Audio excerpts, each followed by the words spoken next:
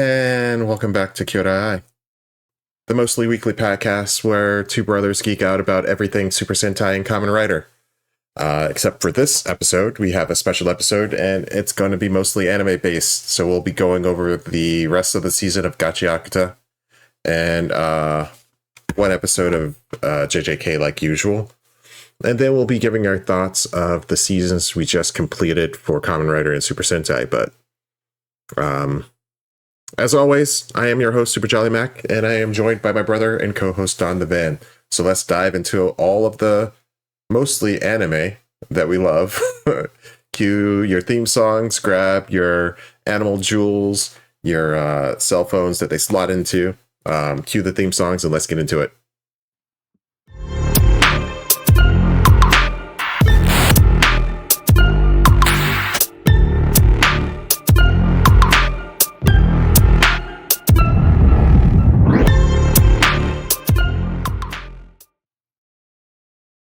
How you feeling? I feel good. I feel fine. I feel okay. I feel great. All of the above. Yeah. Heck yeah. A long week. I'll say that. Very long week. Very long week. Still not recuperated from it. Yeah. Christmas was always a big deal here, and a lot of work. Yeah. And this year was no exception. Still a lot of work. I thought I had planned ahead and did some stuff beforehand, but I did not do enough. So I still had a lot to do Christmas Eve. Yeah. Lessons learned. Next year it'll be different. Maybe. A lot of lessons learned. Yeah. We'll see. Maybe you'll have extra help. Oh, yeah, that would be nice. But next year will be different. I will be better. Yeah. We've learned our lessons. We've come up with better plans, and now it's all you have to do is execute. Yeah. Oh yeah, that's completely different than what happened here. So. Oh, really? Yeah. Well, this was the first time were home and weren't traveling at all. It's been, I want to say, what, almost 7 years of just every Christmas traveling.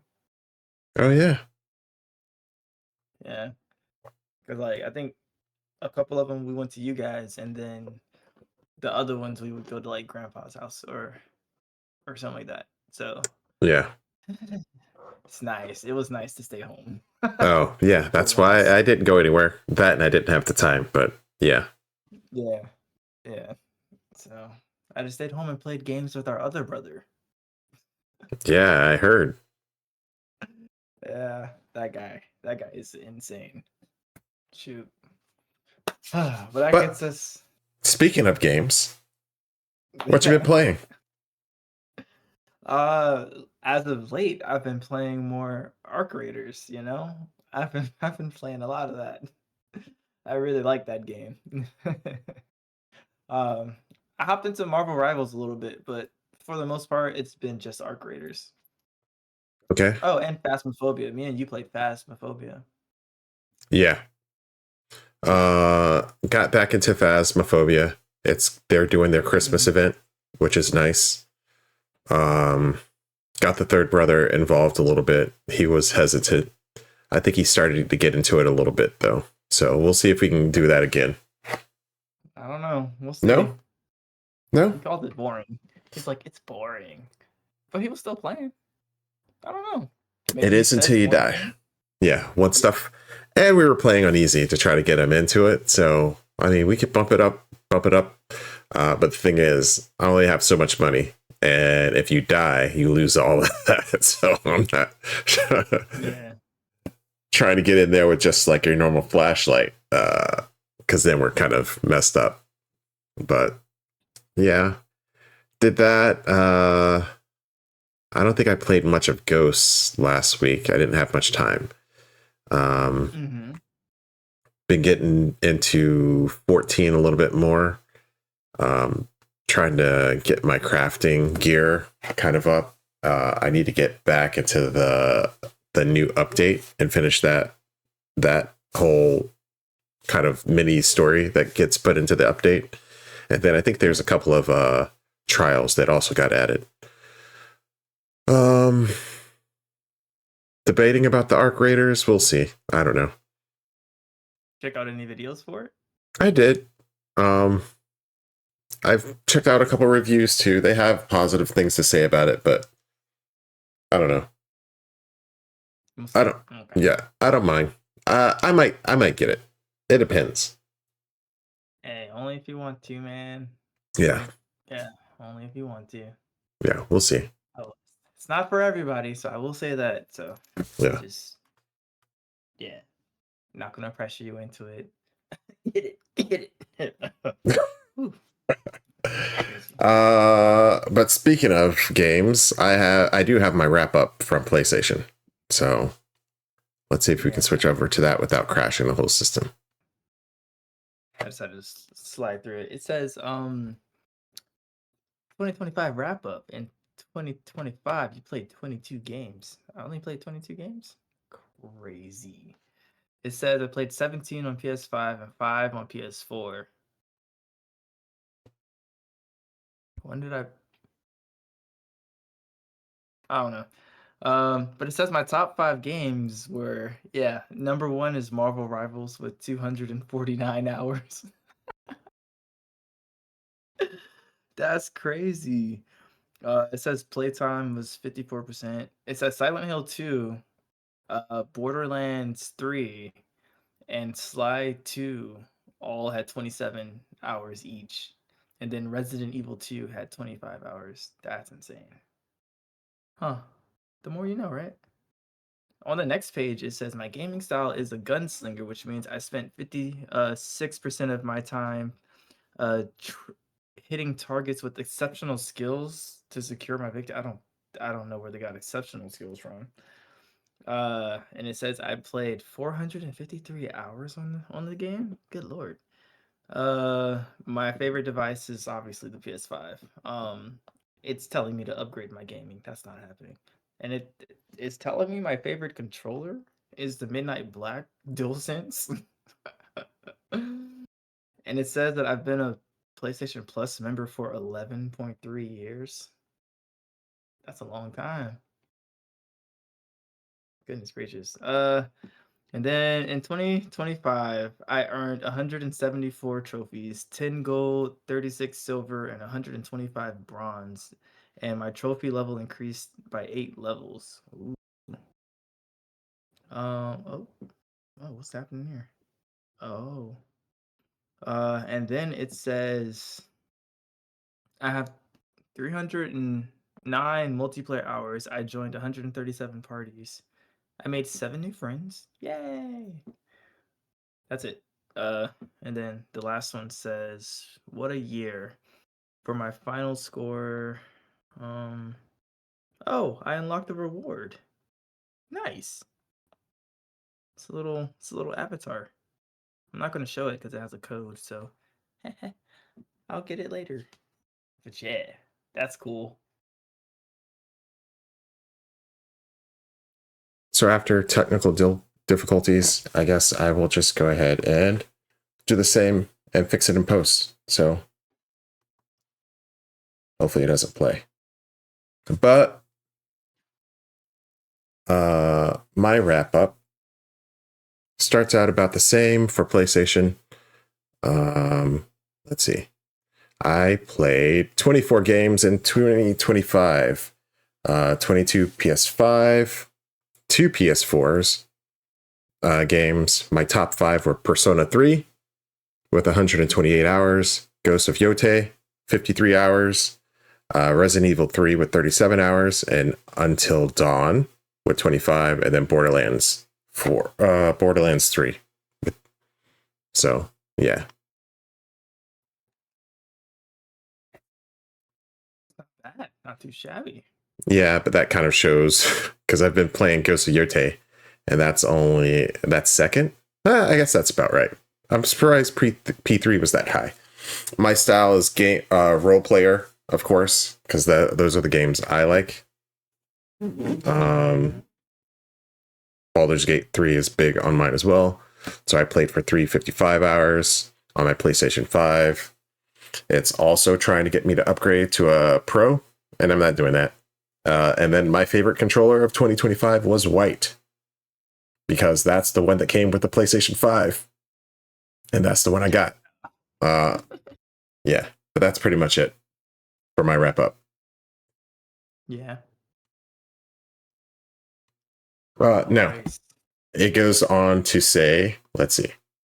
I'm a member of PlayStation Plus. I played 12 PlayStation Plus games last year. Most of them like the smaller ones. Let's see, 204 trophies in 2025. 4 plats, 27 gold, 48 silver, I think.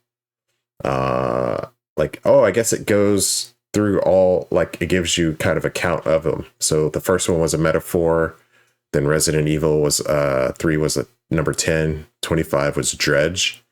I don't know if you played that game. I've heard of it. The one about the boat? Yeah. It was pretty cool. Yeah. And then Ghost of Yote is, of course, my last couple. Nice. I wish I had gotten into Dredge a little bit deeper, but it was pretty cool. Social stats, yeah, not much. I joined 6 parties. That's all it's got for me. Let's go. Let's see, 24 multiplayer hours.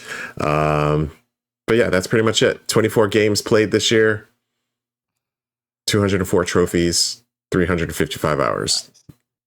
That's my PlayStation roundup. Yep. And then, of course, I get the code and everything. I already downloaded mine, though, so I really don't care if it shows. But I see. That was gaming. I'm going to have to do a lot of editing in there to get rid of the dead noise. But we did it. We survived. Good. Anything else in gaming?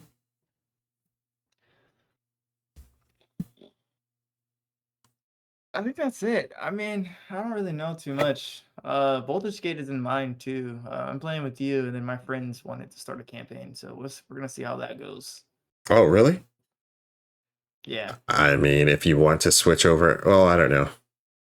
If you want to finish our campaign, I'm always down to do that. But if you just want to start a different one, then I can understand that too. So let me know. Definitely finish ours. Because Okay. they play different, so theirs is a bit different. But we can definitely finish ours. Cool. Yeah. But yeah, that's it for gaming for me. All right. What about music? You played anything? No. Okay. Music's really took a back seat the past couple of weeks.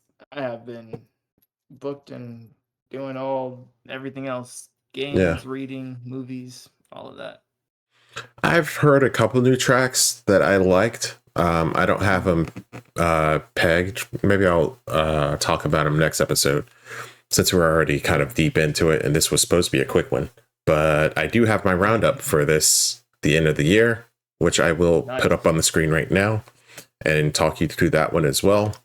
I get mine through YouTube Music. So this is my 2025 roundup. Let's see.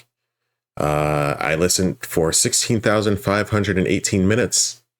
My longest streak was 38 days. I think that's what it says. The song that went the distance, my top song was Matsuri by Fuji Kaze. Did you ever listen to that one? I think I did. Okay, it's pretty good. So 199 minutes just on that track. The next up is On the Way by Aina, the end. Big Sean. Crap, I gotta go back. Sticky by Tyler. And let's see. Two Creatures. Which is a good one. I like that one. I don't know what that's from, but I like that one pretty good. Two Creatures? Yeah, I forget who does it. Then they give you a playlist of all of these. I listened to it a couple times. It's in my library, of course. And it's all music that I listen to, so obviously it's good. It shows up your musical bestie. So my top artist for 2025 was Vondi. That makes sense. That tracks, but he's not in my top 5, which is kind of weird. So I listened to him 119 different days last year. What's that? Yeah, it's like that. It's like Yeah. that. I don't understand what how they do the algorithm. Like I didn't do the end of the year wrap up, but I did something where it shows you like your top listens for previous years. And it's like I could vividly remember listening to like Drake and Party Next Door, especially Party Next Door when he dropped his last album. And like it didn't really have it up there or like in the songs from what I was listening to. And I said, guys, this is not an accurate reflection of what I listened to last year. I was like, I cannot trust this at all.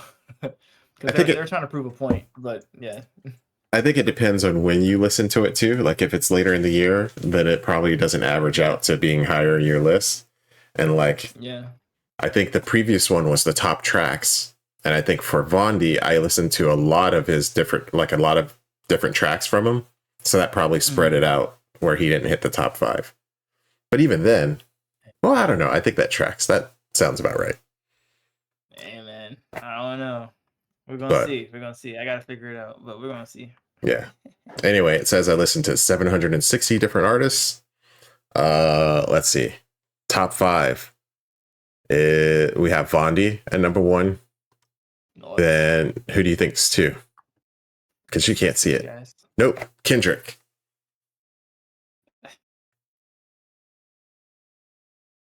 Yeah, that makes sense. And he didn't even make probably because I listened to the album a lot though. And then some of his other ones. So I probably spread out a lot with him too. And then Tatsuya Kitani, who I like a lot of his music as well. Then JID is number 4. And then Tyler is number 5. So that was my top 5 for 2025. I was gonna say that's not a bad little list you got there. Yeah. So let's see. And then it tells you which countries the artists you listen to came from. So I had over 34 countries, US being number 1, 188. Oh. And then I have Japan, the UK, Canada, and then Australia. And I don't know which Canadians and Australians I'm listening to, but I guess there's a few in there. But I think that's pretty much the roundup.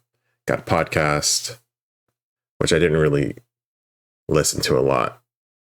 I guess I listened to a lot of Dungeon and Dudes, some Josh Jackson. Yeah.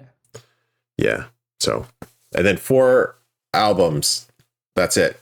Chromacopia, God Does Like Ugly, Let God Sort 'Em Out. Oh man, I like that album. And then number 4, Ghostbusters, of course, because I accidentally hit the album instead of the song when my kids were asking for it. Let's see. And that was a mistake because now they're always asking for the album. Yeah. Well, they want the song, but like you can't tell the difference between the song and the album. And then I picked the album and all I did was play that one song and then I just skipped the rest of the tracks. So top genres, hip hop was number 1, pop 2, J-pop, indie, and then J-rock. That rounds out my 5. So it's a nice healthy selection you got going on there. Yep, that pretty much does the roundup. And then I messed around with the AI a little bit, like had it create some genres for me, which was kind of weird. AI is weird, man, but we could go on forever for that. Yeah, it's useful sometimes, but they're putting in too many things. But yeah, that was my music roundup. That's pretty much it. Watching nothing. Oh, actually, no. Started Stranger Things season 5. Nice. So how far did you get? Episode 4. Oh, okay. So you like stopped right when it technically stopped before they added the new episodes in. Are the new episodes up? Yeah, they came out on Christmas, and then the season finale is on New Year's, which is Wednesday, I think. Oh, okay. Okay. Yeah. What do you think about it so far? It's not bad. Yeah, it's not bad. I agree. It's like it could be worse. I think they did a pretty good job balancing everything, and I mean, you kind of see where they're going. I don't know how I feel about. I don't know. the CGI at the beginning was kind of weird, and them trying to shift what's his face into it. Well, I guess we shouldn't talk about that because that's going to be spoilers if anybody hasn't seen it. But how what they do with some of the characters already is kind of like okay, and I mean I guess some of that groundwork has been laid in the past, so I don't know. I'm okay with it. It's not bad. It's okay. Yeah. I'm watching it too.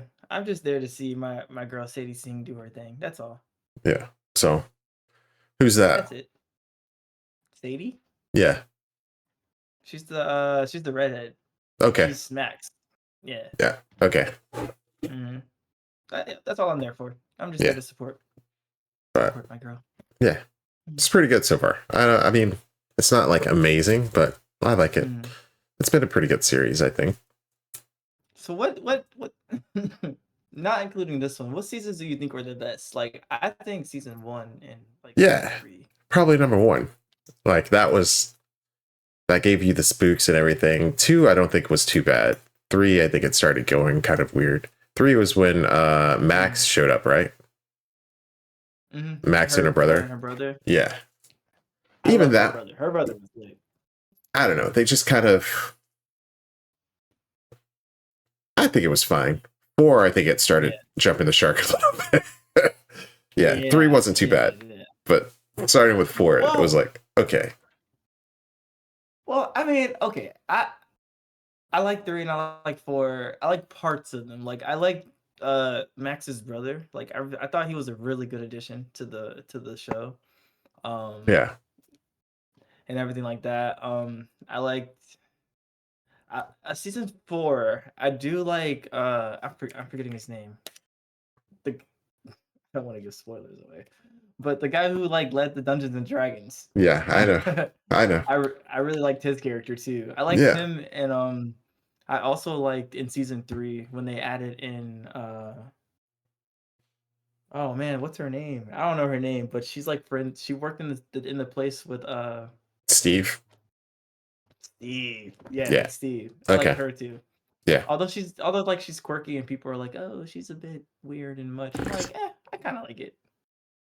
Yeah, but I mean, it's not like I don't think it's perfect, but it's way better than some of the other stuff we get. So I'm here for it. Like, way better. Right there. So, like, I can't hate on it too much, and it doesn't get too like it does have its horror tropes. Like, I hate on Wednesday, but yeah, out of this and Wednesday. This is like way, way, way, way better. Like I'm totally into it. I feel bad on hating on Wednesday because I like the Addams Family for what they are, but I don't know. That feels more CW. This feels like an actual like what you would expect. So I like it so far. It's okay. Hey, not too much on CW now. Not too much on CW. Relax. Yeah. They got some bangers. I don't know about that. But other than that, not too much. Yeah. What? CW? Yes. Back in the day, I was into Smallville and all those other shows, but like I don't think I could go back and rewatch. Well, maybe I could. What? But dude, it's they had all right, first off, they had Gilmore Girls. I don't think. Like Smallville wasn't CW. No. Smallville wasn't CW. Smallville was WB. It was a different network. No, it was CW. Was it? I'd have to research that. I'd have to look that up. I don't think so though. But if I'm wrong, I'm wrong. But no, man, the CW had one Gilmore Girls. Dude, they had Gossip Girl. They had 90210. Come on now. What? Oh my gosh. What are you talking about? None of those shows I was into. They had Vampire Diaries and the originals. Peak. They had Supernatural. Oh. I'm a Supernatural stan, so I will die on that hill. I don't care what nobody says. That is my show. Supernatural got way off the rails. But the first couple of seasons, I mean, it was fine for what it was. Yeah. I was gonna say Buffy, but I Buffy will was say, WB. yeah. Um, I mean, they had Arrow. Arrow was pretty good for like the first 3 seasons, and then Flash for the first like season or two was good. Yeah, I think that's as far as I got Hey with man, Flash. hey man. Oh yeah, no. After season like 2, it was it was curtains. DC It really was hasn't been doing it for me. no, So not at all. Mm-mm. yeah, Mm-mm. but They had a good run for like a year, like on the CW. They had a good run where all the shows I and the crossovers. Lois and Clark, that was my show. I like Lois and Clark. Out of all of them, Lois and Lois and oh Clark. my gosh, oh my I'm hearing it now. Oh, I can't believe what I'm hearing right now. Okay, you know what? I'll give it to you. All right, it wasn't a bad show. It wasn't bad. Oh my lord! But he doesn't like Vampire Diaries or the originals. Oh my gosh! I never saw Vampire Diaries. I don't think it was my jam. Those other shows, What? never saw them. So I mean, if you like them, I am happy for you. Oh man, I'm just saying, man. The CW had some bangers. That's it. Okay, I Just believe you. captures you, pulls you in, and Hmm. doesn't let go. I believe you. But I digress. I agree. Wednesday and like shows like that, they got a little, what's the word? Not campy. They got a little lost in the weeds, if you will. Yeah. So Yeah. there's a couple other shows I want to watch, but I haven't really watched anything so far. I need to look up what's supposed to be hitting winter anime. I think season 2 of Freerun is going to hit, so I'm going to watch that. Everything else on my backlog is going to stay on my backlog. Freerun I'm going to watch. I'll do that next episode. We're already kind of getting kind of late, but Yeah. that's A all I've show been you do watching. need to watch though is the Welcome to Derry. That show was good. Oh yeah, I got to watch that one. Mm-hmm. That one was good. Maybe I'll do that this week. Yeah. Yeah. Do that. Do that. Do that. Gotta talk to somebody about it. It was Yeah, good. that I will try to And watch. yeah. I guess as for me, what I've been watching The Mighty Nine. I've been keeping up with that. I mean, I finished Welcome to Derry. I went to the movies and I saw Anaconda. Uh, How that was was that? cool. Was it? It was interesting. Was it the best movie in the world? No. Did I laugh genuinely? At least twice. Yeah. So is it a I comedy? was very. Yeah, it's like a spoof, like a funny take on it. Yeah, Okay. it was. I enjoyed it. I'm not gonna say it was the best movie because I was. It definitely had its issues, but if you just go in there with the mindset of like, I'm just going to sit and enjoy a nice leisurely movie, and maybe I'll have a couple chuckles. Perfect, perfect. That's it. Don't go in with high. Do not go in with high expectations, and you'll be fine. All That's it. right. Maybe I'll give it a shot. What else have I seen? I don't know. I think that's it.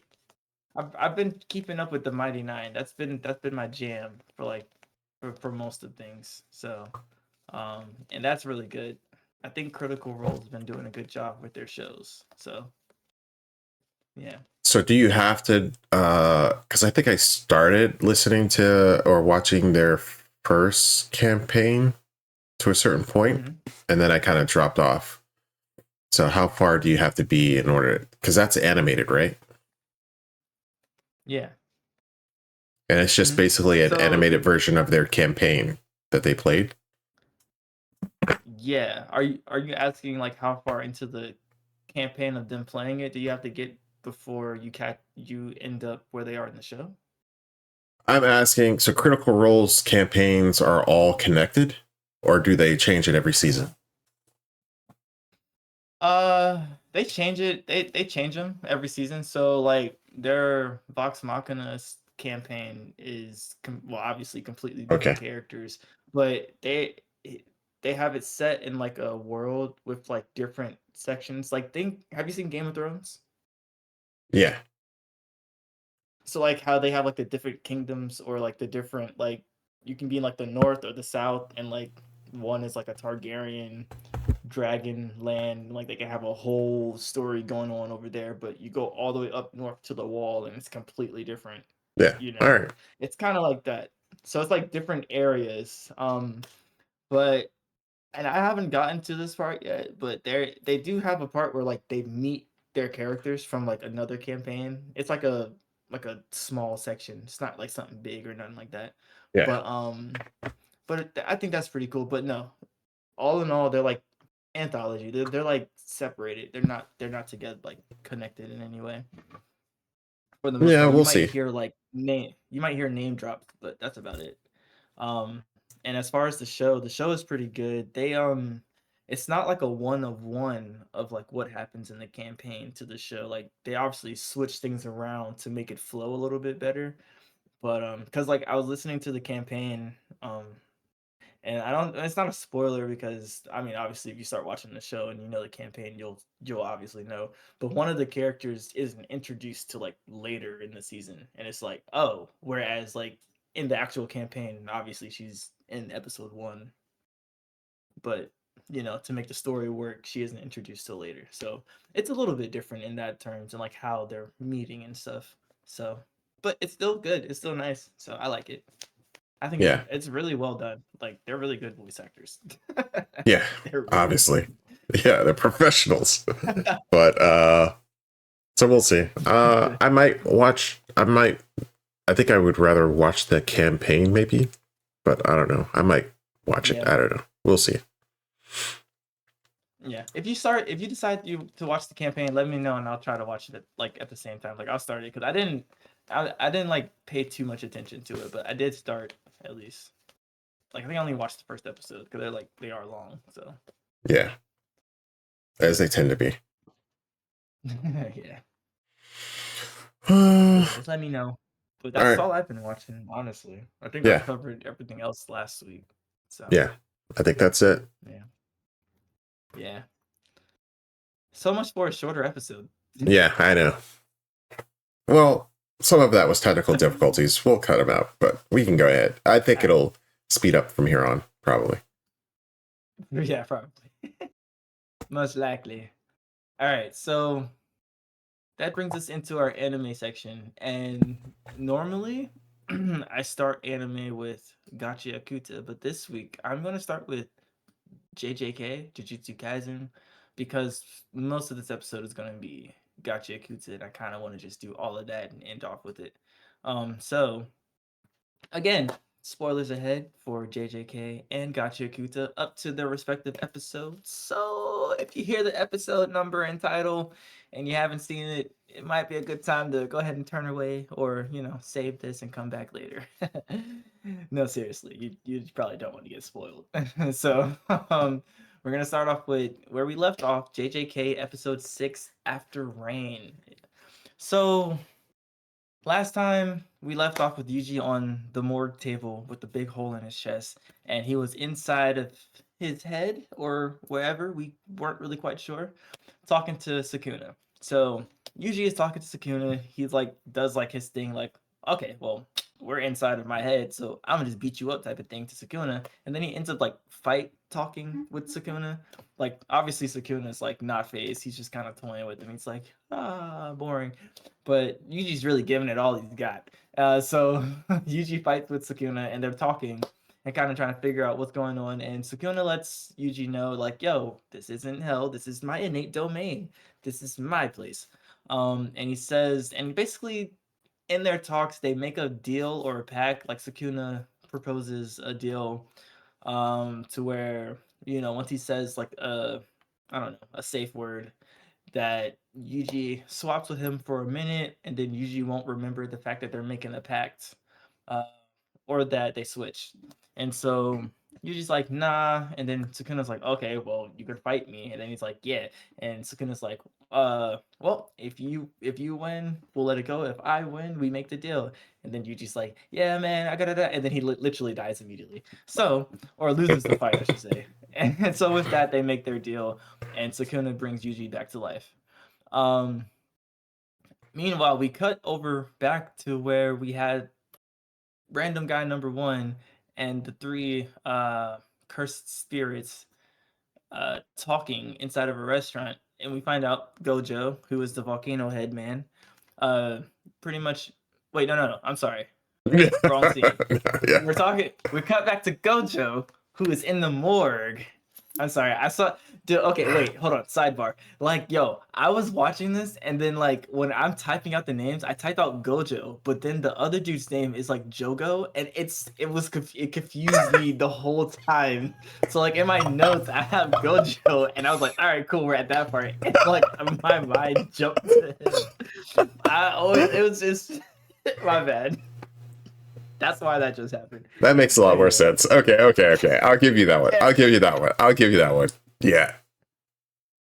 I was like, wait, that's not what happened.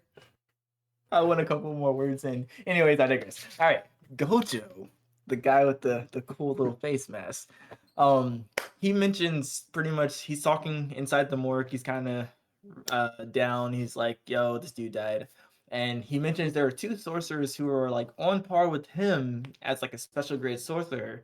And then he also mentions Yuji, who like is also in the same group and had the potential to become a special grade sorcerer, which is what he's insinuating. Like these guys are like special grades like me. So it's pretty interesting to hear him speak of Yuji in that way. I didn't catch that the first time I watched it, so um, I am curious to see how that plays out moving forward in like all of the seasons. So the third season, I'm definitely about to be in there.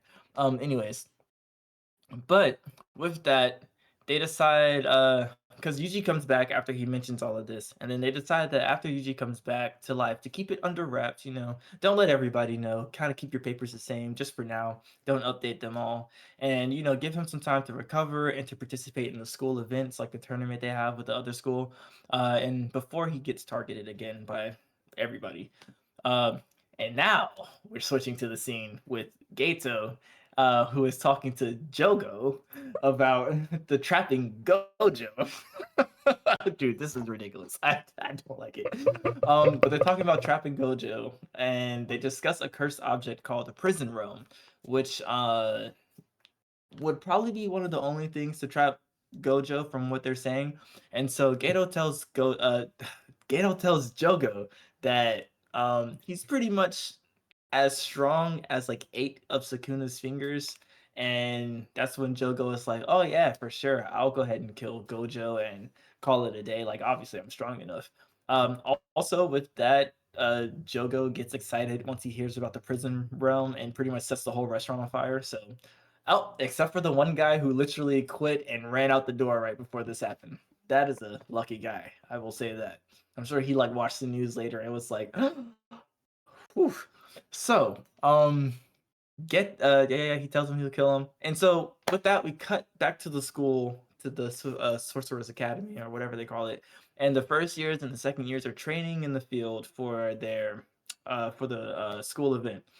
Gojo is teaching Yuji how to use cursed energy, and he also explains what the difference is between cursed energy and cursed techniques.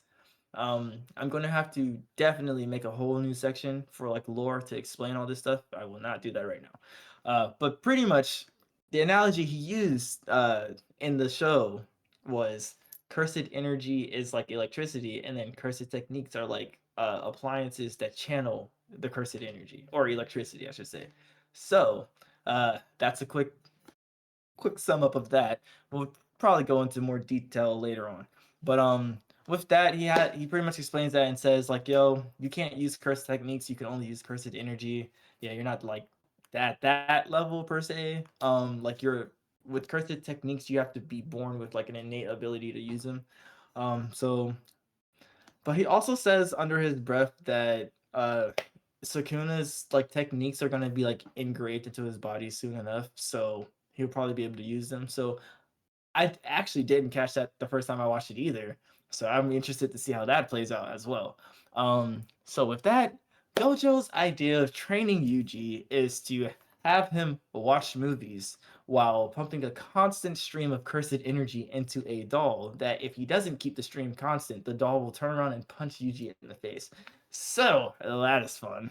Um and also the third and second year yes, the third and the second years that are training, I guess Fushiguro is like ruminating on what Sukuna said to him, like, "Why did you run from the special grade?" And he's like, and Fushiguro's like, "Oh, well, I guess I'm strong enough to take on a special grade curse.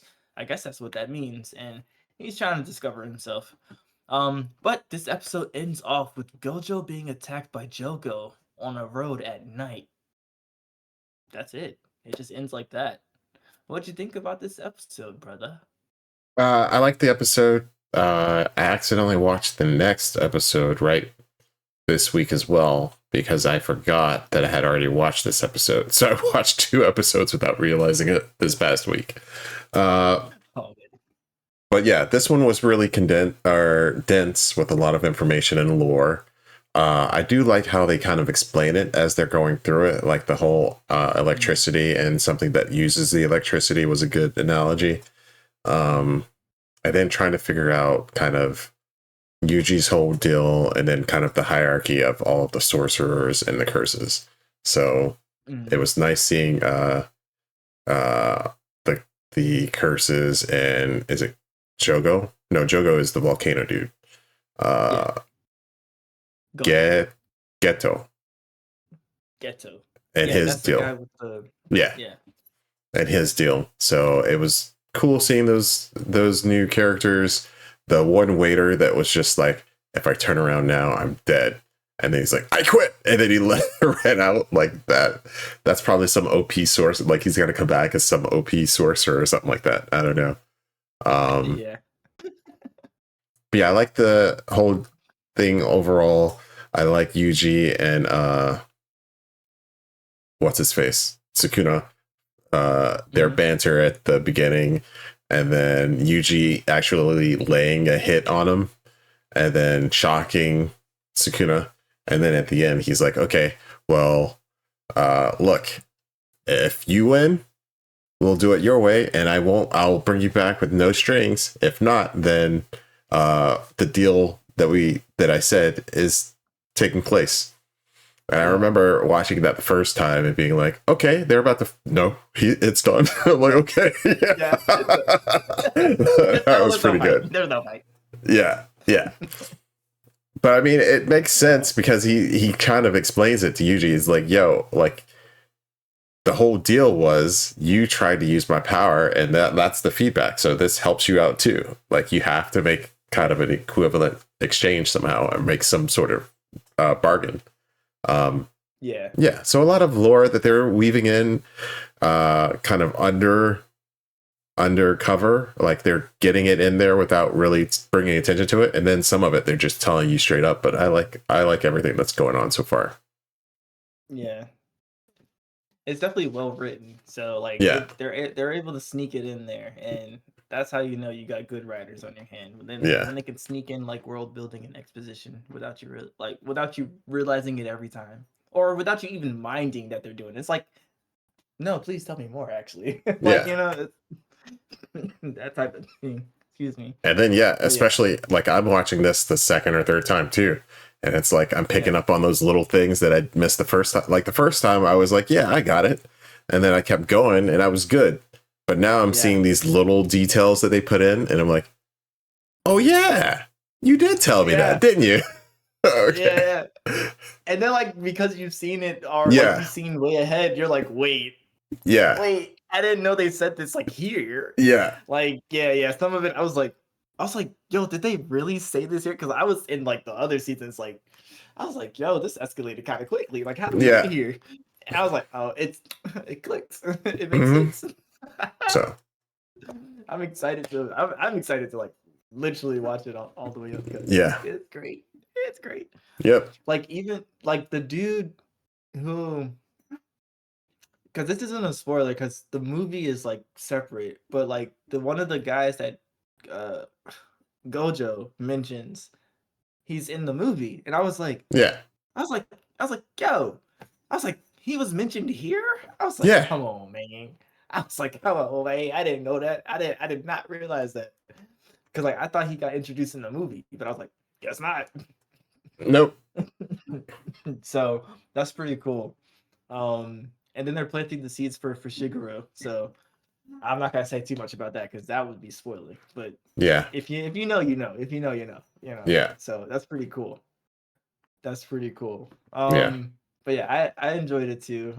Honestly, I don't think there's too much bad you can really say about Jujutsu No. Kaisen, honestly. At Unlike this some other point, shows we I find. got no gripes. Yeah. There is something that comes up a little bit later, but when we get to it, I'll talk about it. But even then, it's Yeah. not too bad. See, like this show is like having that little 2 to 3 episode run that we had in Gal Ranger with my boy Roki. Yeah. Yeah. But like the whole time. Yeah. This is what that should have been. Yeah. Yeah. Man, I miss Roki. Anyways. Whew. But that is that's Jujutsu Kaisen in a nutshell.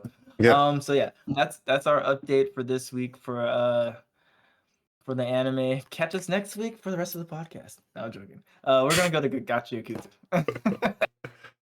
So last week we left off on episode 18, which was Ozap Totes Legit. Now we're on episode 19, which is the Watchmen series. Oh, I spelled that wrong. Anyways, also I'm gonna just say these 6 episodes had me like glued to my screen. I was in it all of the way.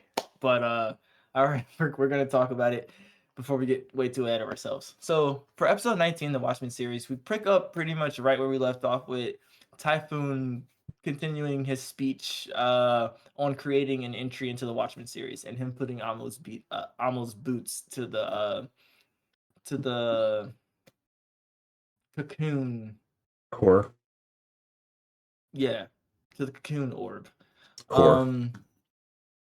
Yes, the core. I didn't hear what you said. I thought you said orb. Nah. Core. And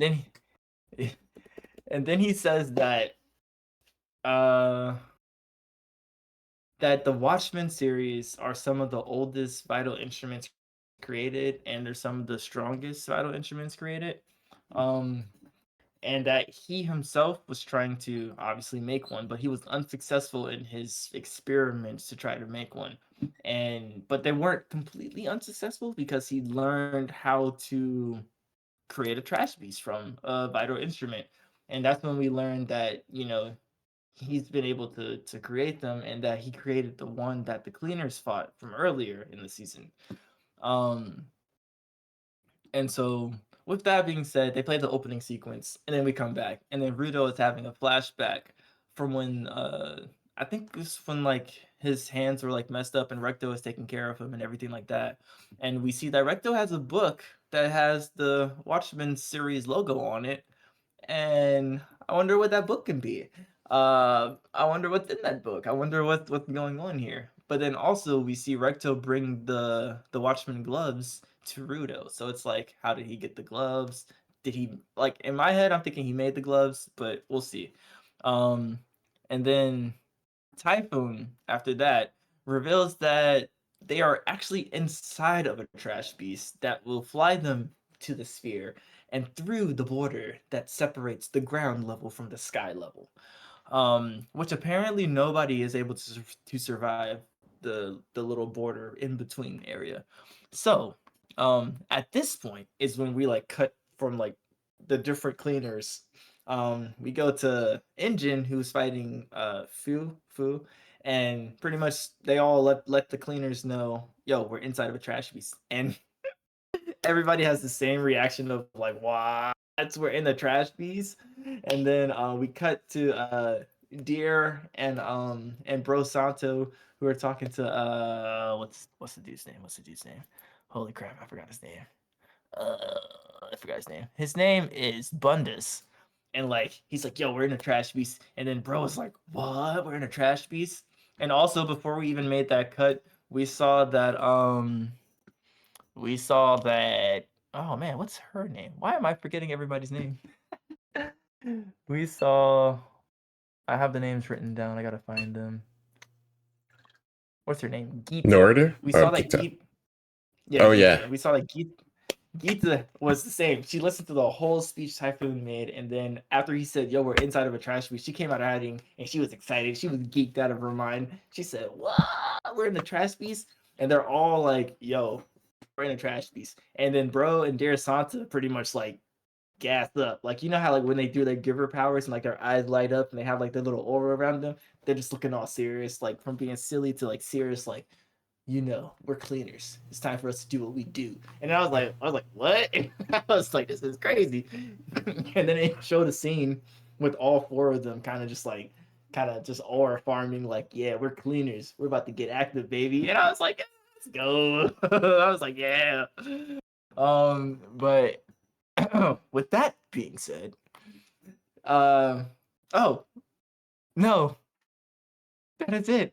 We get to see Deer and Bro Sansa use their vital instruments for this first time, and that was pretty good. And that's where the episode actually ends. Oh man, I'm just so excited. I just want to go through all six of them. But that's the episode. What did you think about the episode? I like the episode. I like the discussion between Typhoon and what's his name? Now you got me do it, Rudo. Yeah.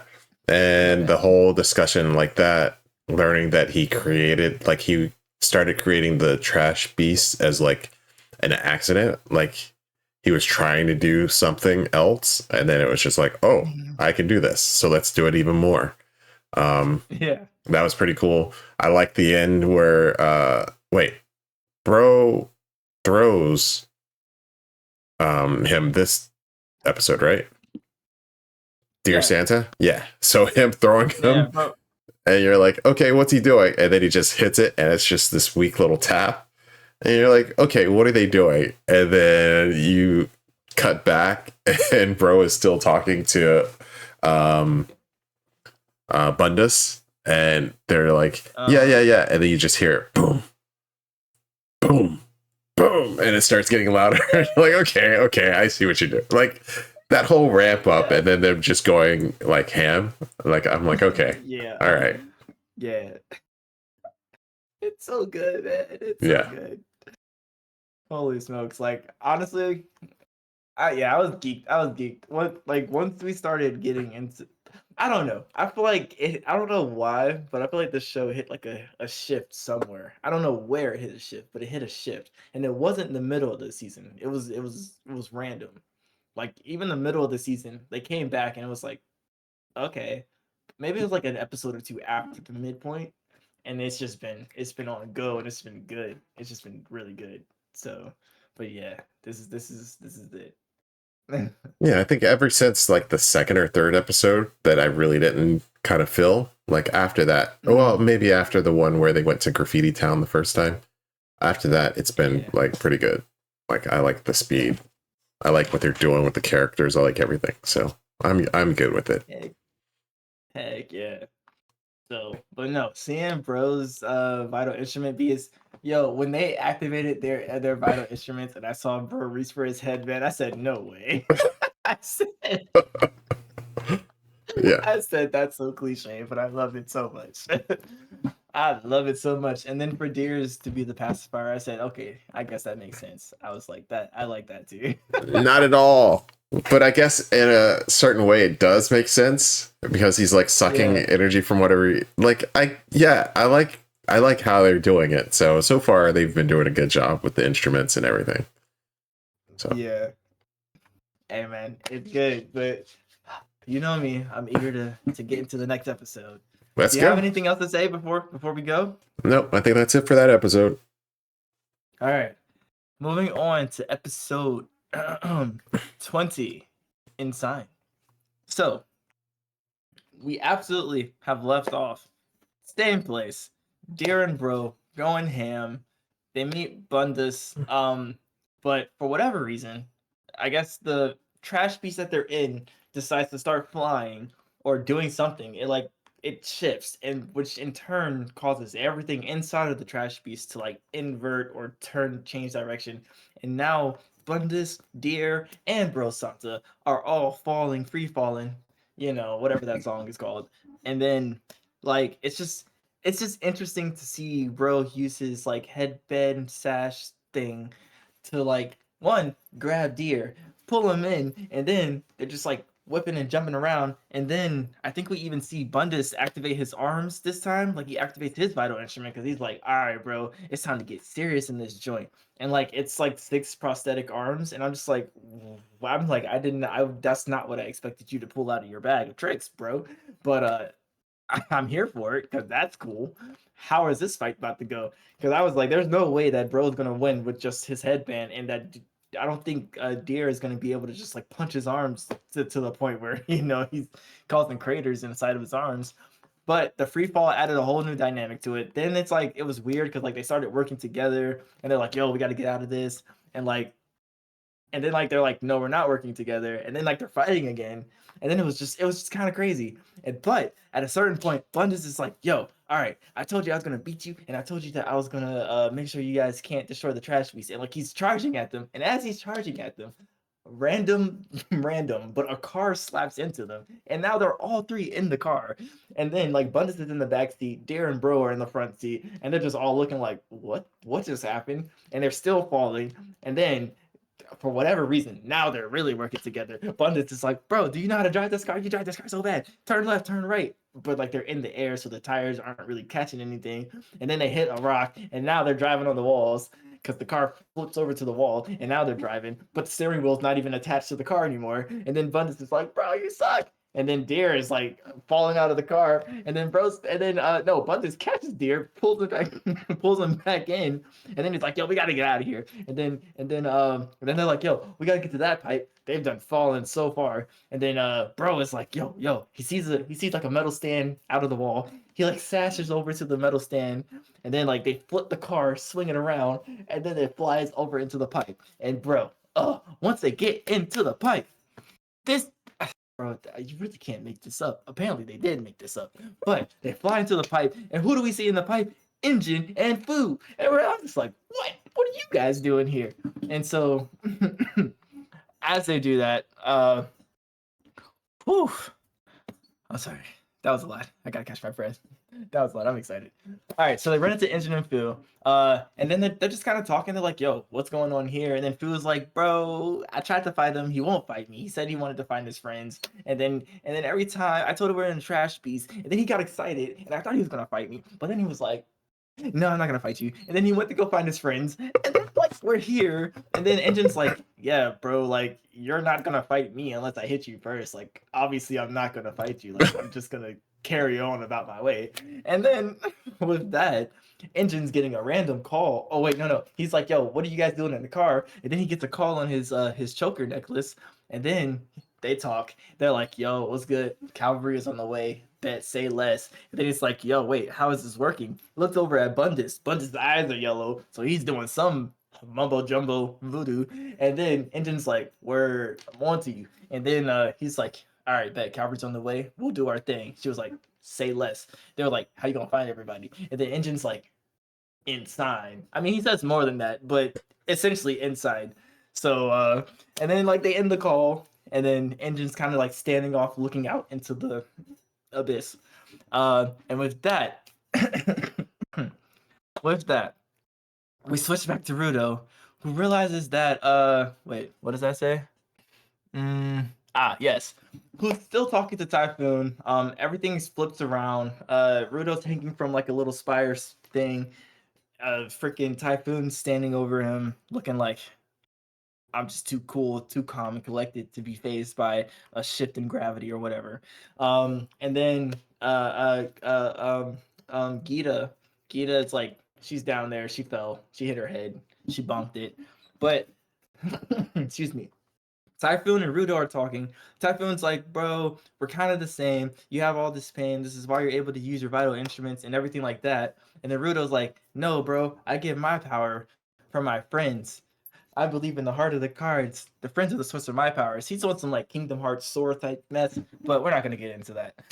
So basically, once he realizes that his cleaner team is all he needs and they give him a sense of happiness, he's like, yeah, I kind of want revenge, but also I want to be like do my revenge happily with my team. And with that, he like lets go of whatever spiral he's on. And then Typhoon's like all unhinged and whatnot, and like chases after him with his cloak of darkness and despair. And like he grabs him and he's like, oh, where's your team now? Where's your team now? Your precious team isn't here to save you. And then like literally like clockwork, engine just pops out of nowhere through the wall, spinning through with his umbrella, and he's like, "What's good, bro? I'm here now." And then the episode ends, and I'm just like, "What's happening?" I know what's happening, but I love it. What did you think about this one? Oh my god. So I think they started to lose me a little bit in the first half. They kind of redo the whole bro and Dear Santa thing, and then that whole kind of little deal between them and what's his name, Nordis? Bundus was kind of like I don't know. They're leaning a little bit too heavy in the comedy for this part. Will they? Won't they fight? All of this crazy stuff. The car I didn't mind, but them like teaming up and then fighting and then teaming up, that was getting kind of old. But near the end, I was like into it. I like the whole deal with Rudo and him like talking about how he still wants his revenge, but maybe there's a little bit something else. And that he likes the cleaners because they took him in, even though they shouldn't have, and all of this other stuff. And then him like sticking with that. Like, I like how Rudo's like, he's going to be there if he's, once you're part of the crew, like he sees you and he makes that connection, like you're there with him. And then Engine just busting in was pretty much like apex, like nice touch. The whole ensign thing and Engine, I was like, I don't know how you're gonna finagle that, but I like what they were going for. That was a little bit confusing, but other than that, I was in for it. Yeah. So overall, pretty good episode. I liked it. It's pretty cool. I don't know. I don't agree with you as far as like the will they won't they in the fighting. I thought it fit because like Bundes at the beginning, he was like, bro, I really don't want to fight you. It's like I really just want information. And then they were like, oh, Dara and I mean obviously Dara and bro are like, well, we gotta destroy the beast core heart, whatever. And then man, I don't know. I feel like I like the comedy. It fits the show. It fits. It's crazy. I don't know. At this point, it's its identity. It's like it's coming into its own. It sucks you in. Yeah. Sucks you in. I think it's fine. It's usually they lose me a little bit when they start going into the comedy and the silly parts, but yeah. I see. You're a Debbie Downer. You just don't like the fun. Hey, what can I say? No, I got you. You're like Typhoon. It's okay. I'm definitely not like that. But yeah. But I did like it. I like the I like the characterization of like just honestly Engine's like priceless. Engine's like almost great. He's just too good. He's too good to be true. Oh yeah, his whole thing with Fu was like hilarious. He's like, yeah, I'm getting. Well, maybe I would be in the mood if you told me if you did this. Yeah. It literally played him right into his hand. It's just perfect textbook, if you will. Yeah. I love it. See, that's the kind of comedy I can get behind. That's what I'm saying. Like the tone is perfect. It's there. Like, to me, I don't think they did too much with the Bro Deer and Bundes. I don't think they did too much. I feel like if it would have been like way longer, then yeah. But it was just enough, and it literally led straight into them because they were literally about to seriously fight, and then the whole thing just shifted 90 degrees. That was kind of. And then I was fine with that. That was kind of weird, but I was fine with it. But I think it just went on a little bit too long for me. But like them just suddenly being in the car was like, okay, well, that's random. But yeah, I'm good. Maybe I'll give you that. They could have cut the car part short. Maybe that probably would have saved. Yeah, that probably would have saved. They could have cut the car part short. But hey, man, the whole thing, so good. I'm just in it right now. Yeah, I'm so in it right now. All right, so we're gonna go to episode 22, which is the next one. Oh wait, no, I'm sorry. 21 is the next episode. This one is called Time Attack. And so we pick right back up with Engine carving a smooth path through the tunnel system. We see him up at the top of the pipe thing with Bundus, Fu, Deer, and Bro. And they're pretty much like, oh, how are you gonna get to, like, all your friends? And Engine's like, bro, man, I just does this. And then he literally just takes a step off of the pipe and starts to free fall. And then he just opens his umbrella and chooses a direction and goes. And then what's his name? Bundus is like, oh man, the cleaners have a way to find each other in like any situation they're in. And then Bro is like, nah, it's just a hunch. And Bundus is like, wait, what? And he's like, yeah, he just tends to be right. As him and Deer just jump off the side of the thing after Engine.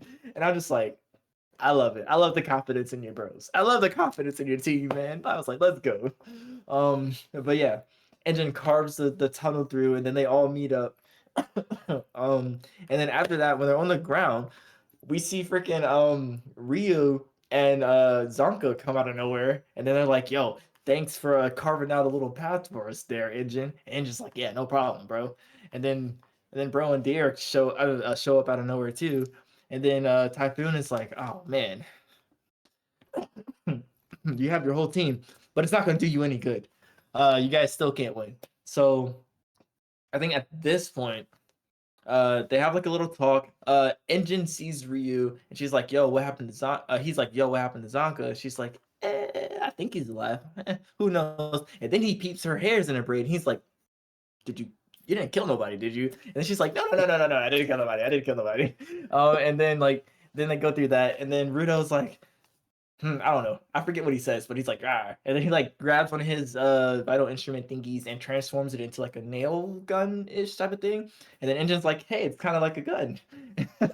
And then Rudo starts shooting at the trash beast core because he's like, yo, we got to get this done now before we cross into the border. And as he's shooting, that's when I don't know where he came from, but apparently Bundus is there too. Apparently he has good hunches as well, because he just pops out of the ground and like dodges, like blocks all of the nail gun stuff, and then he's like, "You have to get through me first and my 6 arms." And then that's when like Rio and Engine just kind of glance at each other, and then they just take off running. But then Bundus blocks them with 2 arms, and then Bro and Sansa, Bro and Deer decide to go off, and he blocks him with 2 more arms, and then he blocks Rudo, and then he's like, "That's 5 arms." And then he goes into like a weird explanation of what each of his arms mean, which is like he gained an arm throughout different phases of his life. Now, I was paying attention, but am I going to regurgitate what every arm means? No, because that's a lot. Maybe later. But pretty much his different arms are like made of like they have different compositions to them, and like they counter each of the cleaners, which is very convenient. But all the cleaners are fighting his arms and everything like that. Gita is still out cold. If she was awake, apparently she would help a lot. That's what Bro says. And with all of this being said, Rudo comes face to face with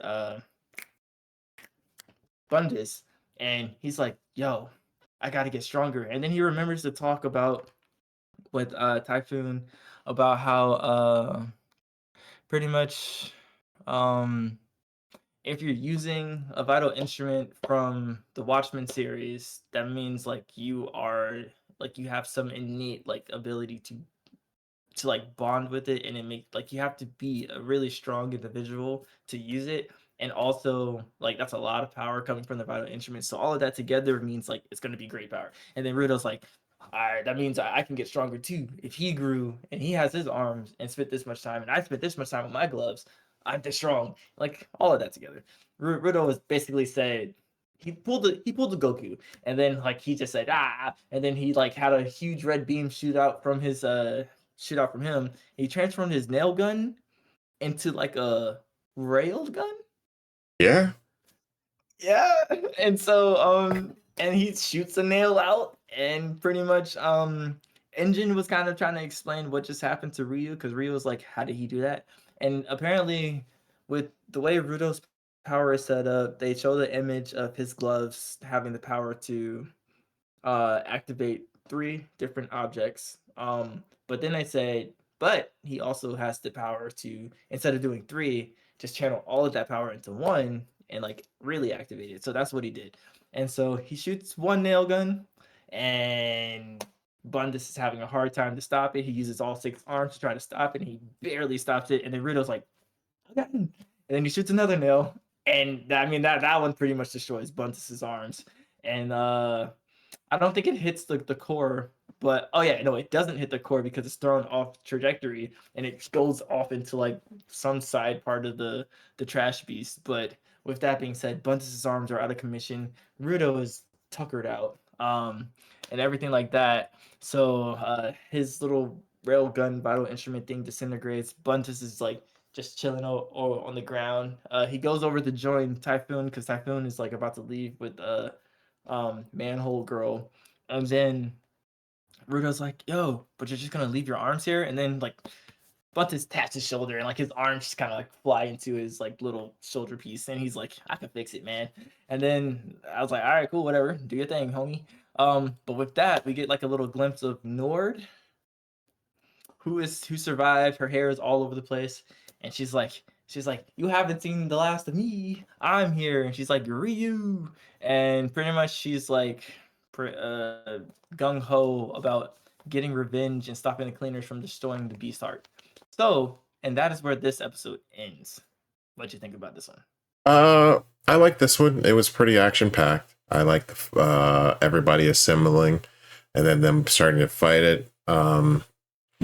Bundus, I don't think it's quite as bad as like say the Gao Ranger, but like all of the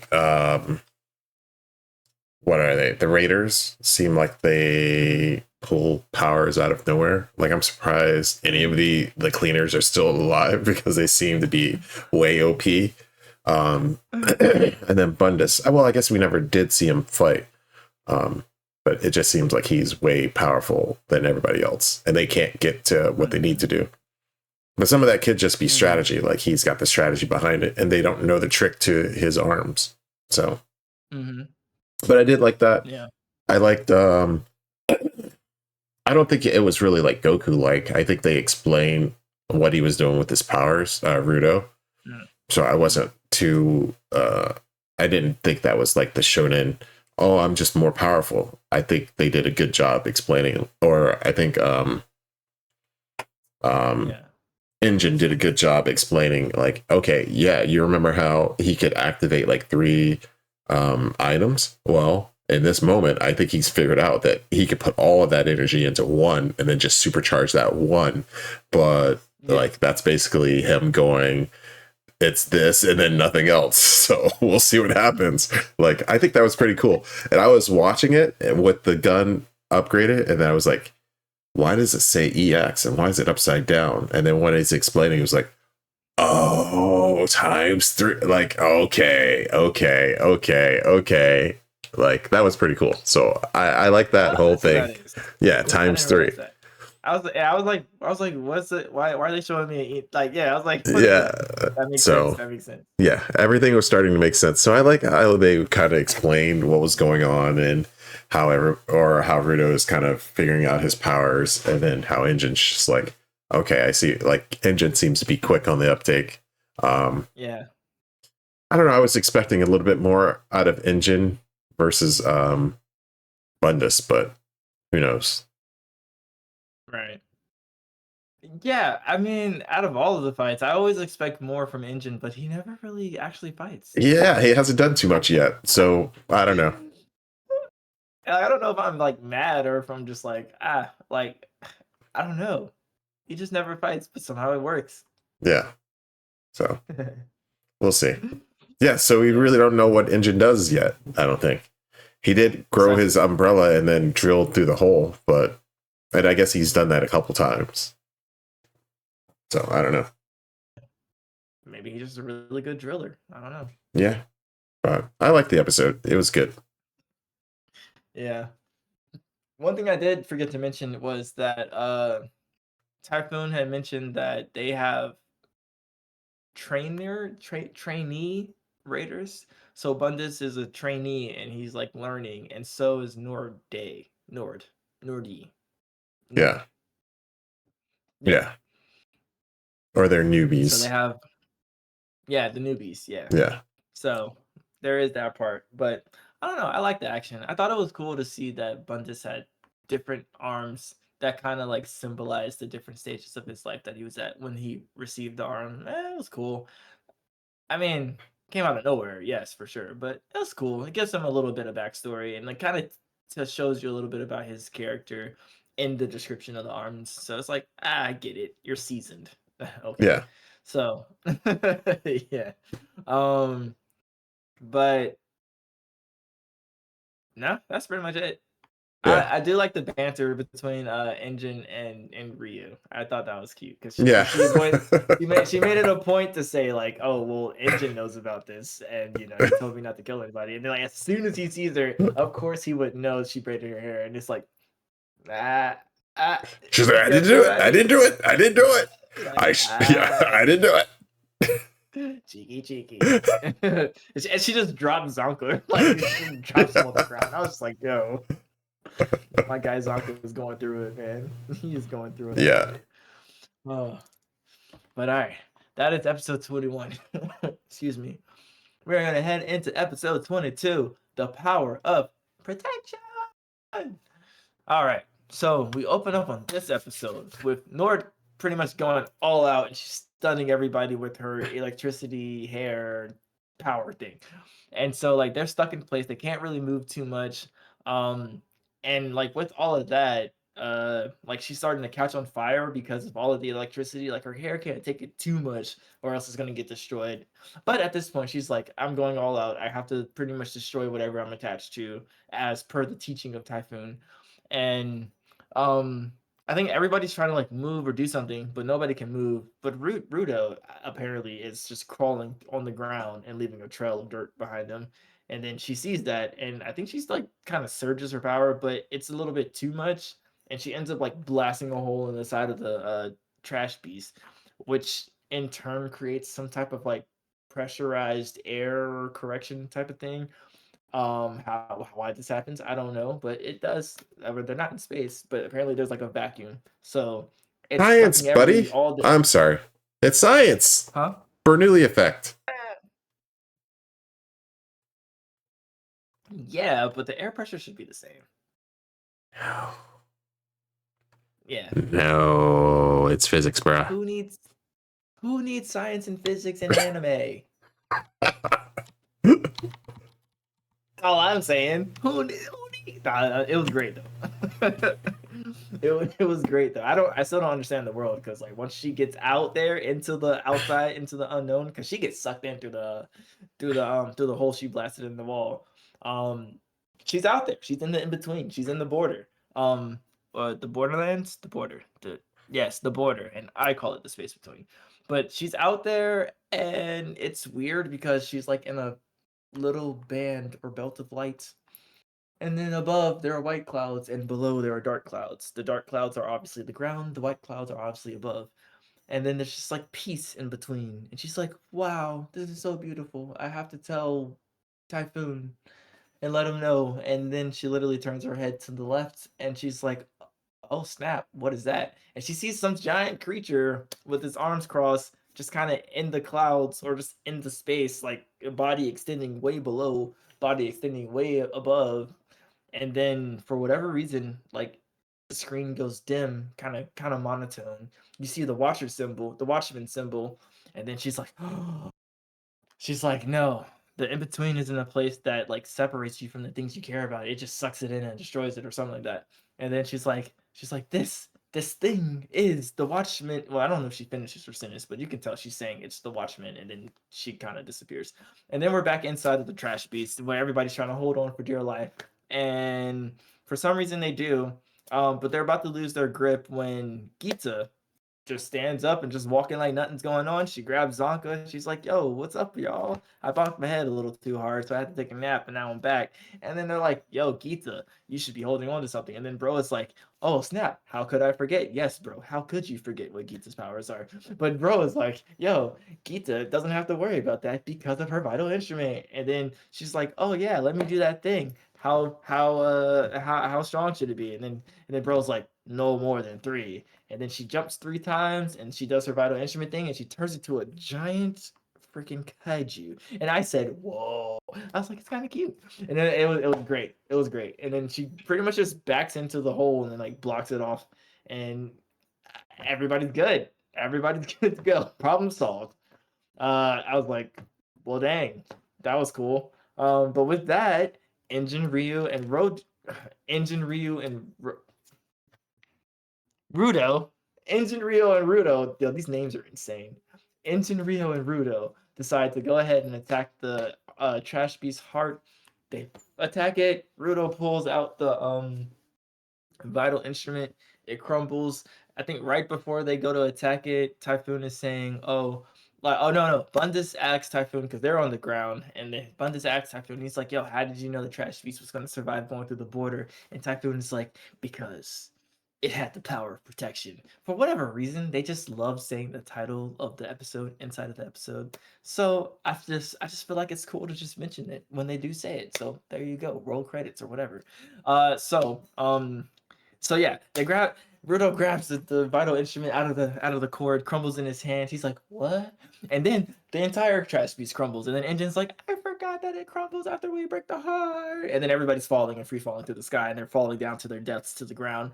But that's when Guido is like, "Yo, everybody grab onto me, cause I'll break the fall, and I'm kind of soft and squishy." And I was like, "That's not how physics work." And then see, now that is not how physics work. That's not it. But Rudo sees Amo's boots for whatever reason. That's a whole different story. But he grabs the boots, he grabs onto Gita, loses grip, Engine grabs him with the end of his umbrella hook, and then Rudo grabs the umbrella, Engine looks at him, he's like, "Got you, buddy." And then they're all free falling to the sky. The trash beast goes one way, Gita goes the other way, trash beast falls to the ground, explodes into a million pieces in a huge mushroom cloud type of thing. And then Gita lands on the ground slightly gracefully. I mean, it's still a crash, but you know what I'm saying, slightly gracefully. But with that being said, they're pretty good. The reinforcements meet them after they crash. Rudo kind of goes off to the side and he's looking. He's like, "Wow, man, I wonder what happened to Amo." But that's besides the point. He has her boots. Her boots are kind of pristine. I could have sworn they got stabbed when Typhoon put them onto the core, but we're not gonna talk about that. And so with the reinforcements there, they take care of the wounded, aka only Zonka, and pretty much that's it. That's the episode. Rudo passes out, and that's it. What did you think about this episode? I like the episode. Once again, one of the raiders showing up, kind of getting overpowered. But even then, they explain it. It's like, okay, this is what happens when someone kind of wants to get power, and they are willing to kind of give up something that they have taken care of. And I guess that's kind of the whole thing. That was cool. And then having Rudo's shot end up breaking open and having that Bernoulli effect happen and have everybody almost get sucked out. That was pretty cool. I like seeing it. I think she does say something about the Watchmen, but I think she says she wanted to tell Typhon or Zoidal about what she saw, and because maybe that was information that would have been helpful for him before she got wiped out. But I thought that was cool. And then finally seeing Gita's whole thing, it was pretty awesome. And having her just back up into the hole and be like, "Plug, we're all good now." Yeah. And then everybody just destroyed it. I thought it was pretty good. I did think we were going to get a fight between Rudo and Typhon, but I think it makes more sense how they did it. So like, I was like, okay, how are you going to have this guy be so overpowered and then fight him and then have everybody survive? Like, but I do like how they did it all. Yeah. Yeah. It's kind of like Zordil. He's not trying to fight them. He's more so just running an experiment to see, uh, I don't know, to see what he can accomplish with his not vital injuries, with his trash beats and everything like that. So it makes sense. He's like, I'm a man of science, and so he's like, that's it. I don't want to fight you. I'm gonna leave now. I don't know. It's more like he's some mastermind behind the scenes. I guess it's nice to have him actually come out and meet everybody at the beginning. I don't know how I feel about it. Maybe I'll feel about it later, but it's one of those, oh, I'm the main villain, so I've thought about this 10 steps ahead and everything's going according to my plan. But so far, I like what they've done. Yeah, it's not too bad. I wonder. One thing I will say is that like I guess they made him seem like he's calm and collected, but really he's like unhinged in a sense, and like almost akin to Jabber, like and Amo, because like he was mentioning in like last episode in this one that it takes a certain type of loss of sanity to be able to to wield the Watchmen series vital instruments type of thing, because they end up driving you crazy, and to like wield them without changing per insanity, it's like you have to have a certain type of like loss of madness or whatever. So I don't know, but like you see like little glimpses of him like just being like super unhinged, and like it's kind of nice. It's really cool, like a juxtaposition. So yeah, I Yeah. think that's cool. Yeah. Mhm. But I liked it. Yeah, It yeah. was good. It was good. I also like seeing a little bit of like Nord's background when she Oh, yeah. met Backstory. Typhoon. Yeah. And like she had short hair and everything like that, and she was like a warrior, part of her warrior tribe. And to like see like, oh, in that time she like actually cherished the comb, grew her hair out. I guess Typhoon said something about her hair being nice or something. Um, we never do know what he said, but I think that's pretty cool to get a little bit of that backstory.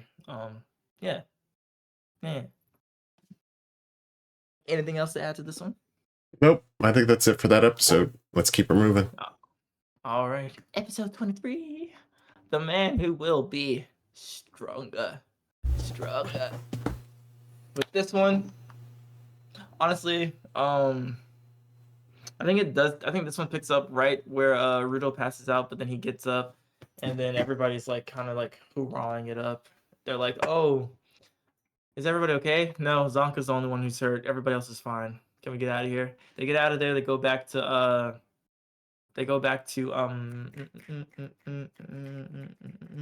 headquarters. They go back to headquarters. Wait. Hold on, let me see something real quick. Oh, I'm thinking about the end credit scene on 22. My bad. On 23, they open up with the car. They open up with the car Oh, yeah, yeah, because yeah. yeah, I'm sorry.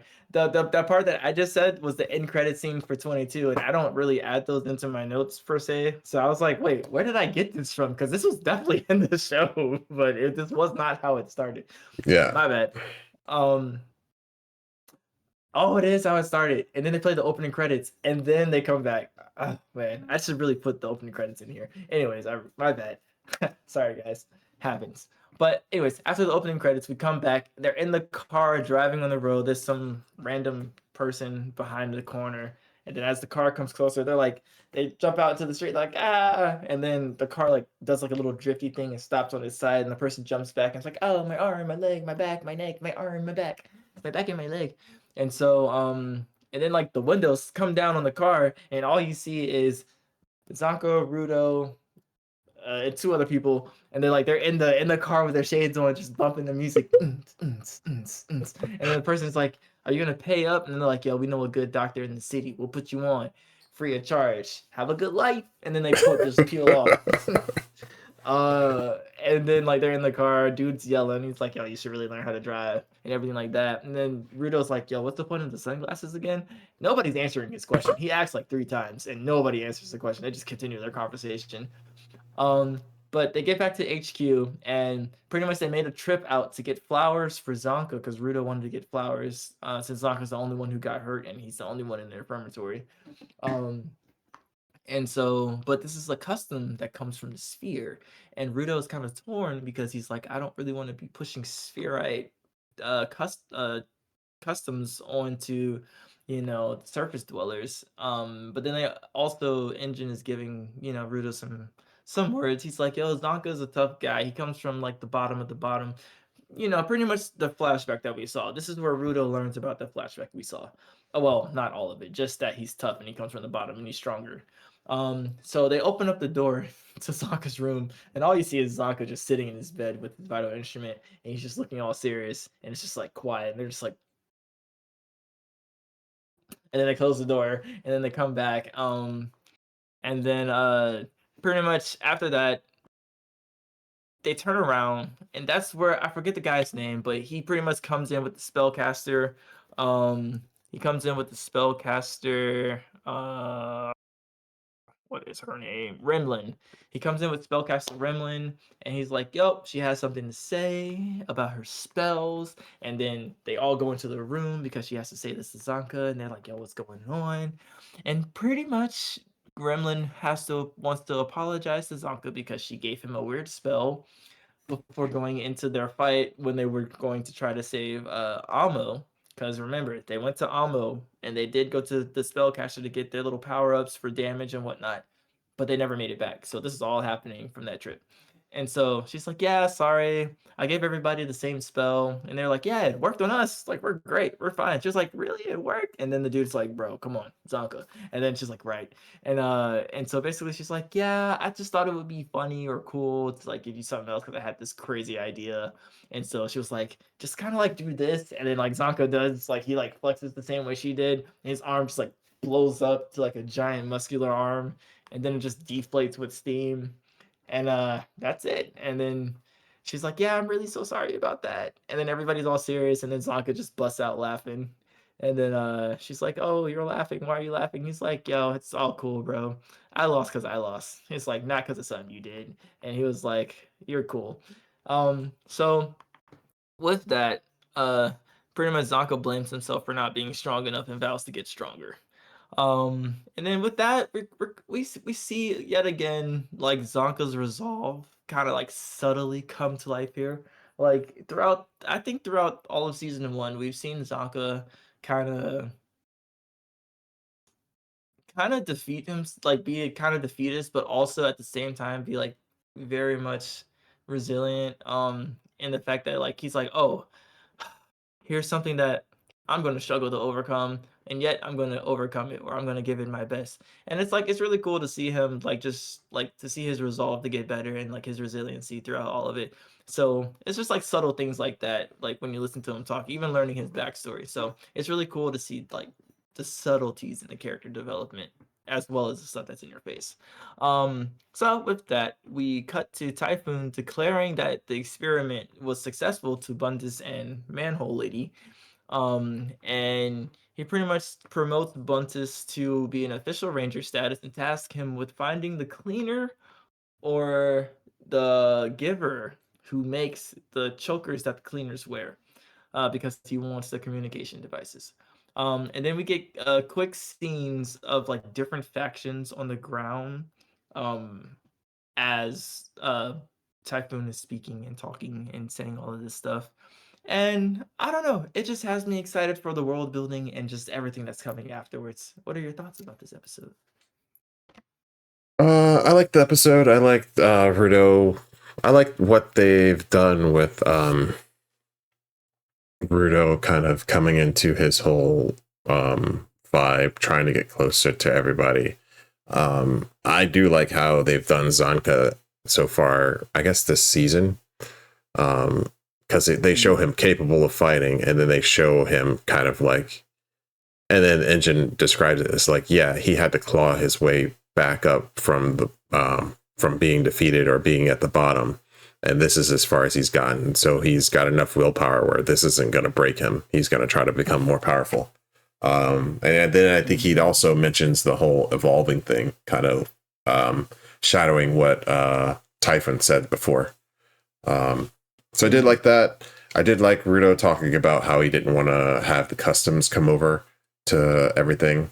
I also liked the little bit that they did kind of give about Delman, because Rudo's trying to find flowers, and then someone mentions that Delman grows stuff, but it's for his like wife that passed away. And then Delman's like, yeah, I can't give it to you, and he's just shouting, of course. He's like, I can't give it to you, but we can find you some artificial ones. Let's go. And then that cuts, or I guess that equates to the scene that we saw for right at the beginning, which was pretty funny. But yeah, I like what they did. Even the whole, I guess I do like some of the comedy, the whole flexing thing and just bursting out.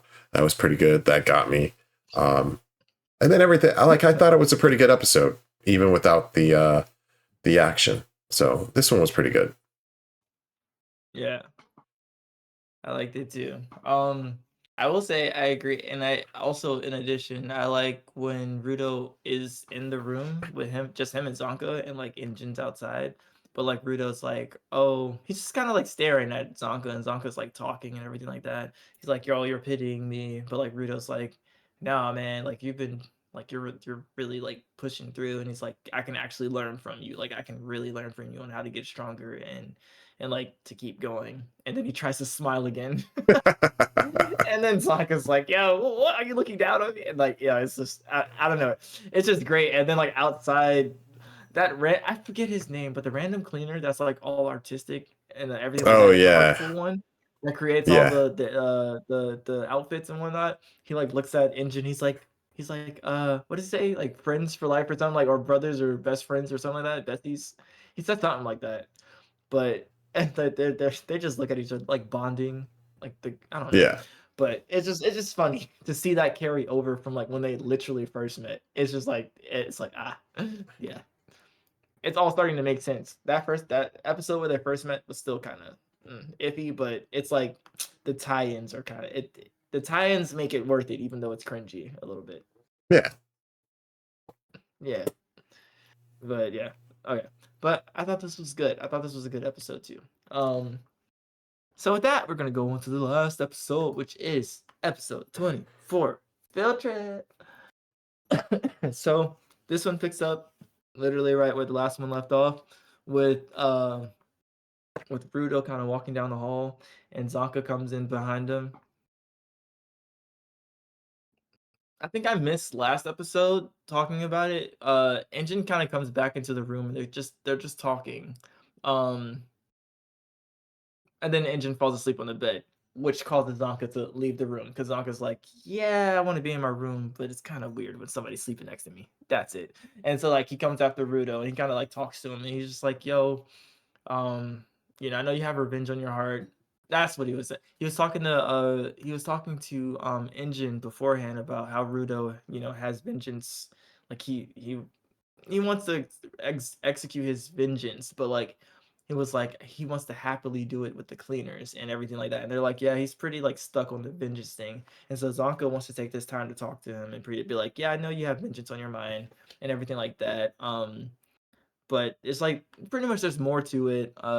And in so many words, he's like, go build your interpersonal skills, pretty much. He was like, go talk to Rimlin, go see what's up. It's like if you really want to help, if you really want to like improve, go talk to Rimlin and cheer her up. And so with that, Rudo's like, I got you, bro, ski. And then Zonka goes back to his room. Uh Rudo runs off. And Rudo's attempt to cheer Rimlin up is to approach her and pretty much ask her to teach him how to draw. Uh, it's a bit clunky and it's a bit weird and it's very much so Rudo all the way down, no matter how you split it. And Rimlin finds it pretty funny. She's like, "Yeah, bro, I'll teach you how to draw." And then Rudo's like, "I guess I said the right thing." She's smiling and like willing to teach me how to draw. And it's like cool to see Rudo kind of be in these situations where he's having to learn um a new way of life as far as like being friendly with people, because he comes from being in the sphere where pretty much almost everybody was mean except for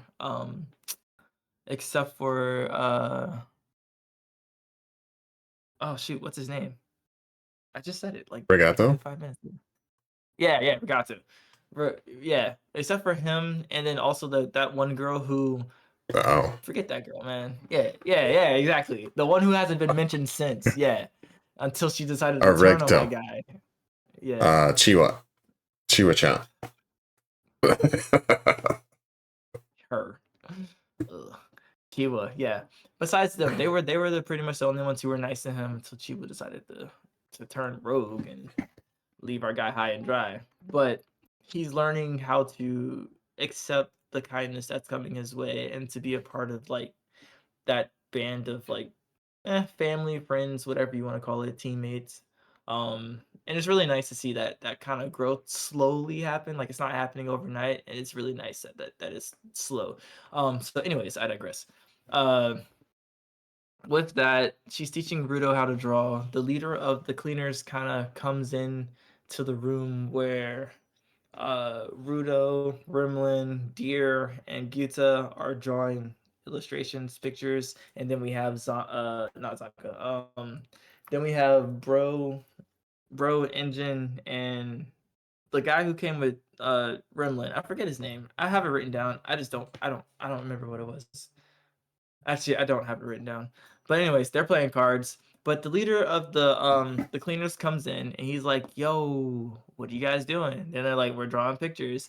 And then pretty much he's like, "Hey, I got an idea. How about you guys go with Remlin to Canvas Town to help her with some fillerish shenanigans?"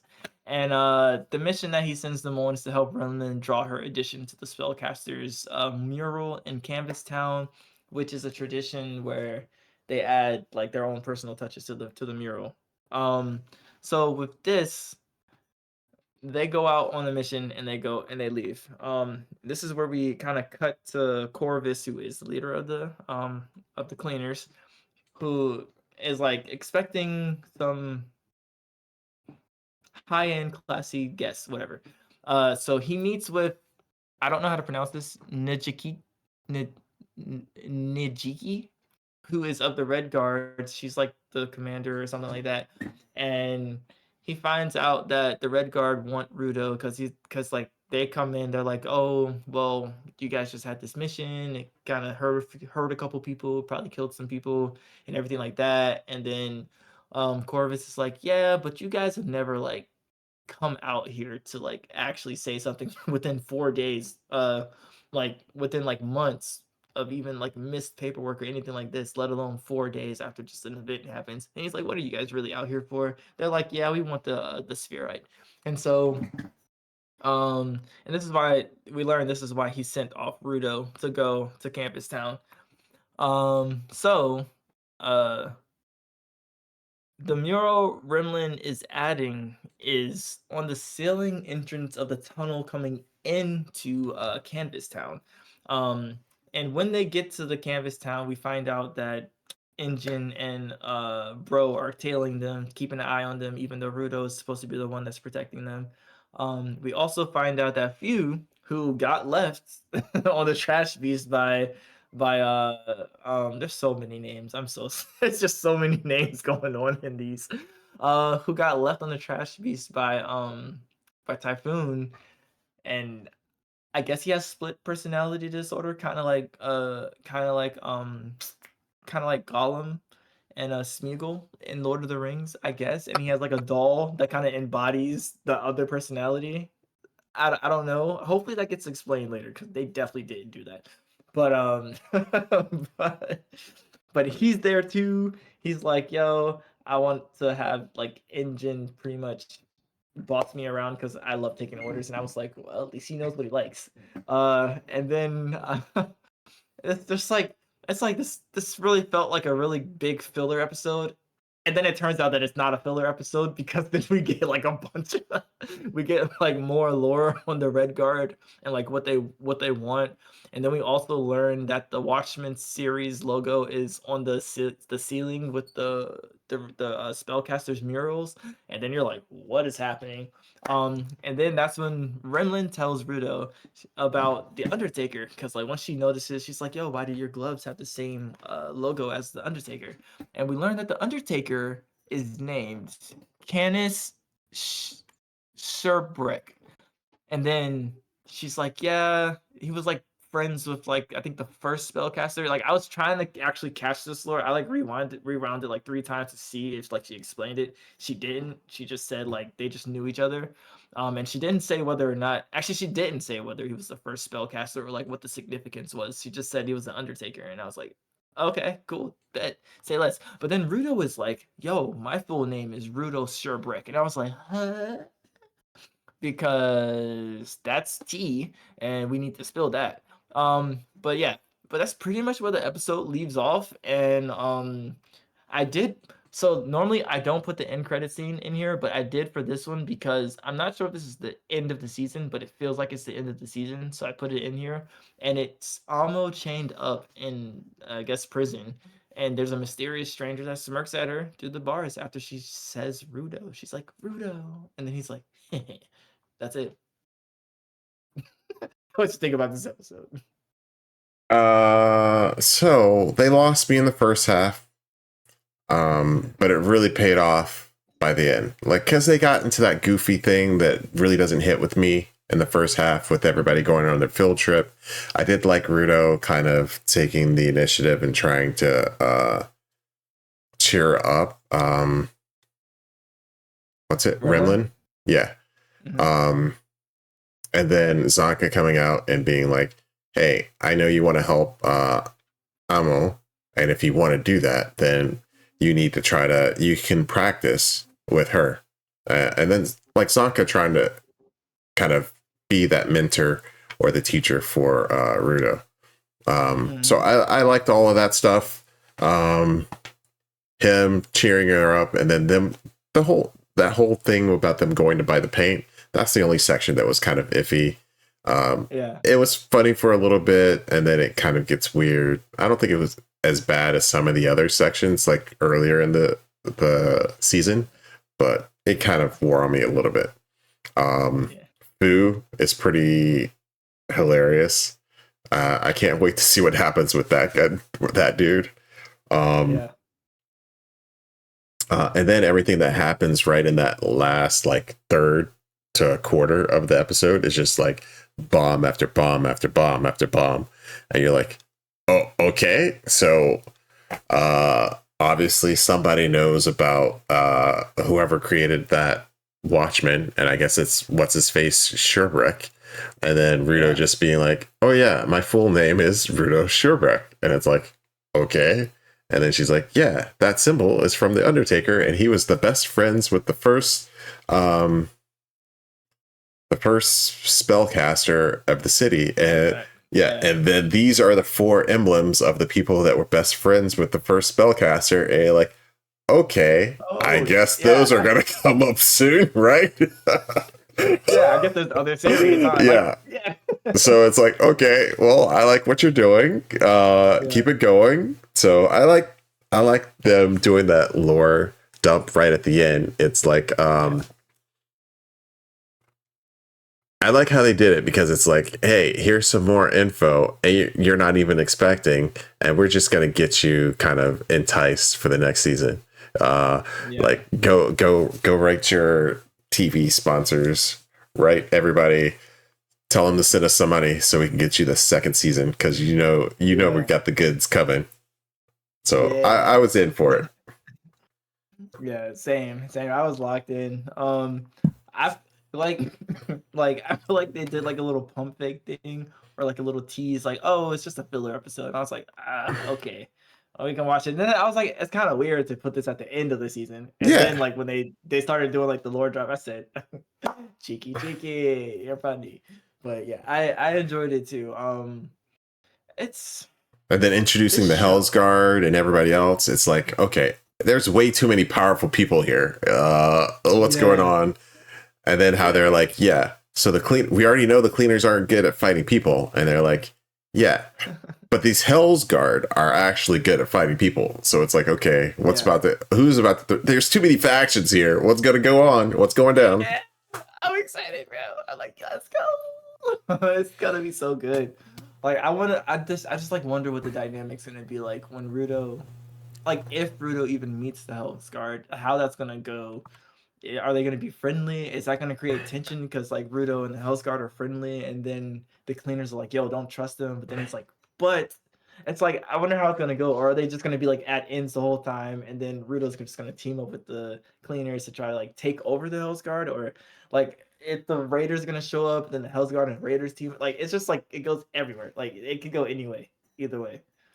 Yeah, or like if like the leader of like the Hell's Guard is like has like like a series item from like one of the other people, like the other four. It's just like it could go so many different ways. I don't know. I don't know. I'm sorry. I'm getting into speculation land now, but yeah, Yeah. yeah. But I will say, and seeing the mural and the four symbols, and her saying that they were all friends, it makes me think that maybe the first or the spellcaster they were friends with created their vital instruments, like put a spell on like the items to make them givers, and like it's a trait that's passed down type of thing, or like I don't know, like for Or it to be innate. we already know the spellcaster can pass on their vital instrument. Maybe they all learned that, and that's why they could create the series. Well, we only know there's one series, but I assume the other ones are going to be different series. So maybe Yeah, that's something they all learned, and that's something they have in common. I don't know, yeah, but yeah, I'm excited for the next season. I like this season. I'm looking forward to season 2. Let's get it. yeah. It's gonna take everything in me to not go read the manga. I'm just gonna be real. Yeah. It's So. really this actually was really good, surprisingly enough. It was so good. Hmm. So I'm in it. I'm in it. That is the conclusion of the anime section at Taku Gachiakuta. So, this is so good, bro. It's just Yeah. so good. I was in it. So originally the plan was to do kind of a recap of the seasons. I don't think we're going to do that because we're already running way late. Maybe we'll do it next week. Maybe we won't. It'll be a separate video. Yeah, Um, yeah. but next up on the block is going to be Kamen Rider Ryuki, I think, Mm. for the Kamen Rider series. This will be the first one that we watched that I have watched. So I have seen Ryuki before. This may have been the first season of Rider I watched. I don't Okay. remember, but it's been a long time. So I don't remember a lot of what goes on in Ryuki, but interested in starting it again and kind of getting refreshed. So Kamen Rider Ryuki is going to be a writer next, our next writer. And the next Sentai squad is going to be, Nymphu Sentai Hurricaneger. So I'm excited about that one. Hurricaneger? Mhm. Yeah.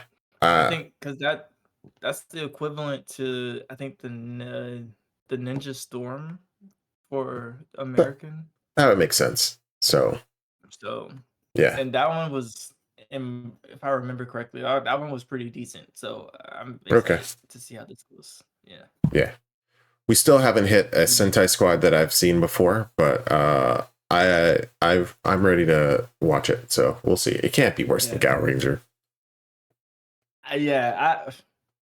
So Thank you. we'll do our rankings next time. Maybe it'll be a small Yeah. spill. We'll try to get through it a little bit quicker. But yeah, I'm excited to start some new shows. Yeah. Maybe when I think it would be cool to like also watch Power Rangers, and so we can have like the differences, like the juxtaposition, or like not juxtaposition. That's not what that, but just the differences between the two. We might have to figure out like bonus episodes or something. Like we might have to figure something out. Yeah, maybe we can see. Yeah, we're gonna have to talk about it. But I would like to do that. Okay. Well, we can see some. Well, we'll see what we can do. Yeah, we'll figure it out. There's plenty of time. We'll figure it out. Yeah. But I think that's going to be it for this episode of the podcast. Thank you for joining us for the mostly anime episode. We may be back to normal business next week. We may take the week off. We'll see. But as always, I have been your host, superjollymac, with my co-host DonTheVan. We may not have much money. We may not have much time. But there's one thing we do have a lot of, and that is impossible car chase scenes. Yeah.